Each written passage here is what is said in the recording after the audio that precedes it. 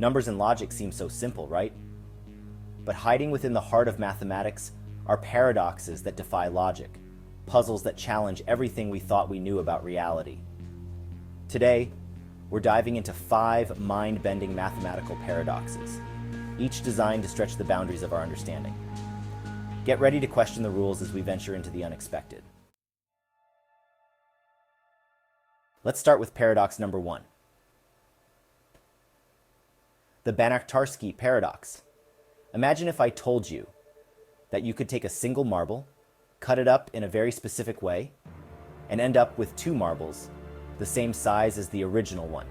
Sounds impossible? Well, according to the Banach-Tarski Paradox, it's entirely possible, at least in theory.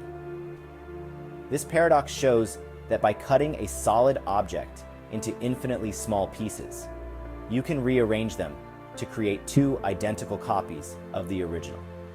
It's a paradox that goes against everything we intuitively know about matter and space.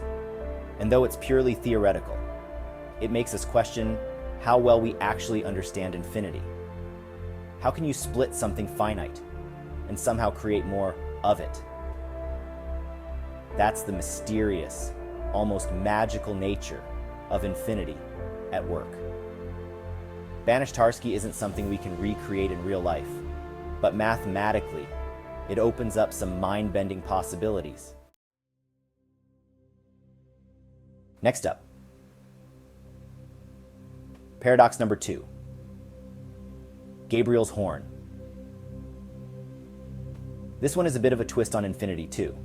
Imagine a shape that looks like a trumpet, starting wide at one end and narrowing to a tiny point that stretches on forever.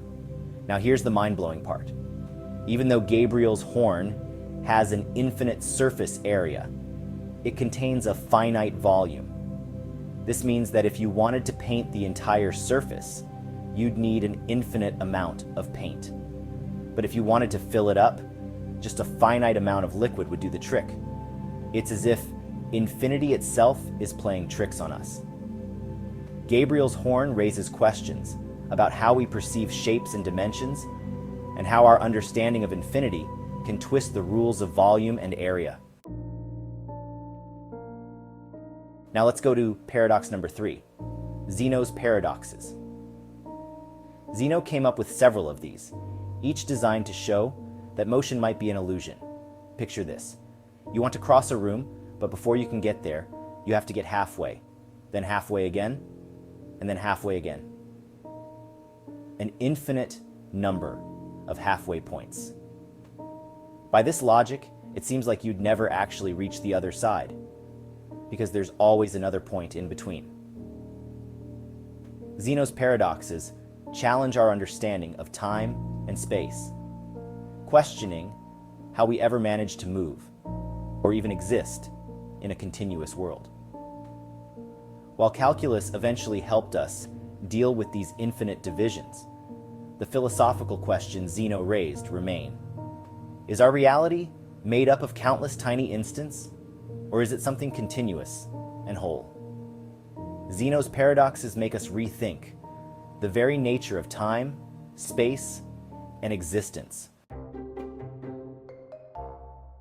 Paradox number 4 is a bit simpler to understand, but no less baffling.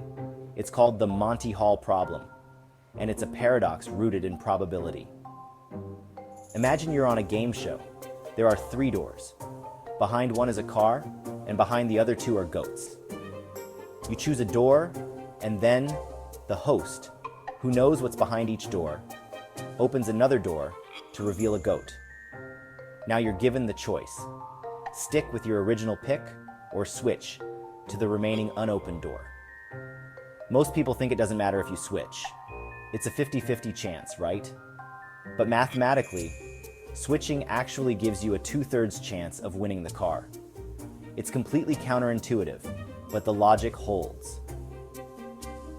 The Monty Hall Problem teaches us that our intuitions about probability can sometimes lead us astray, reminding us to question our assumptions, even when we feel certain. And now, paradox number 5. Russell's paradox. Imagine a library where each book describes a category.